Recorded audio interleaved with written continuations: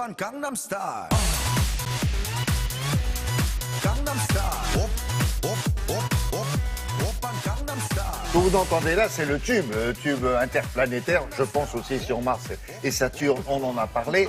Cet homme-là est un chanteur sud-coréen. Et là, précisément, vous allez voir des extraits d'une émission de télévision de la Corée du Sud qui plaît beaucoup. On parle même de phénomène. C'est un programme de divertissement et les acteurs, plus exactement les actrices, sont des Nord-Coréennes. Oui. Alors là, on ne comprend pas comment des Nord-Coréennes... Alors, elles vivent en Corée du Sud depuis plusieurs années. Elles se sont années. exilées, là. Tout à fait, exactement. Et dans ce talk show, en fait, ces jeunes filles en fait, ont été choisies très soigneusement, entre autres pour leur beauté. C'est des filles très, très jolies, maquillées, pomponnées comme ça, très élégantes.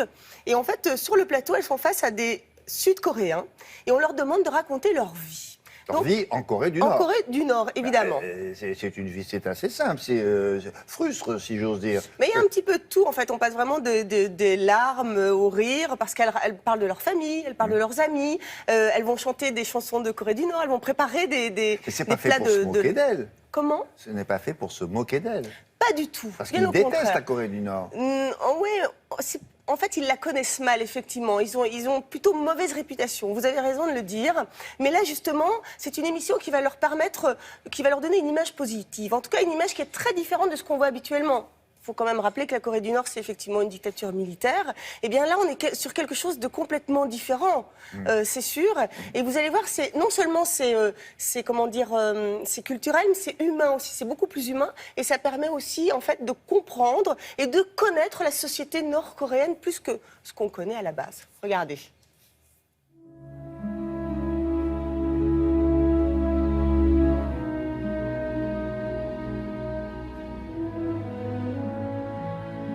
La Corée du Sud, aujourd'hui, est véritablement devenue le pays du divertissement en Asie.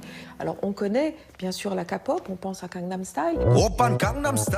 mais aussi les séries télévisées qui s'exportent dans toute l'Asie. Et c'est très important pour l'image de la Corée. Et ce programme Imangap s'inscrit justement dans cette culture du divertissement. Et c'est quelque chose qui n'existait pas avant. Ça cartonne parce que pour la première fois, c'est véritablement une rencontre entre les Sud-Coréens et les Nord-Coréens. C'est ce qui a donné le nom à l'émission, qui s'appelle Imangap, qui est en fait le raccourci d'une phrase un peu plus longue, Ije manaro 갑니다, qui veut dire « Allons à la rencontre de l'autre, il est grand temps ». On invite régulièrement une dizaine de Nord-Coréens et notamment, c'est important, des mignons, des jolies filles. Donc il y a le côté séduction qui est important. Et toute la première partie de l'émission est faite de confrontations sur des thèmes qui varient. Ça peut être comment on se marie en Corée du Nord, comment on se rencontre, comment on drague. Et la seconde partie de l'émission est un petit peu différente, c'est un témoignage. Et là, généralement, on prend un réfugié qui raconte son périple individuel. Donc ça permet d'humaniser. Donc généralement, là, il y a des larmes. Les gens sont émus, donc c'est la partie émotion de l'émission. Les Coréens du Nord, il ne faut pas l'oublier, aiment profondément et sincèrement leur pays. Alors ils l'aiment, bien sûr, parce que depuis leur petite enfance, ça fait partie de la propagande, mais c'est très ancré au fond d'eux. Finalement, quand ils arrivent en Corée du Sud, ils sont un petit peu en marge de la société. On les juge un petit peu ploucs, donc ils ne trouvent pas tout de suite leur place. Ça fait quand même maintenant pas mal d'années qu'il y a des Nord-Coréens en nombre en Corée du Sud. Et ils ont véritablement du mal à s'intégrer.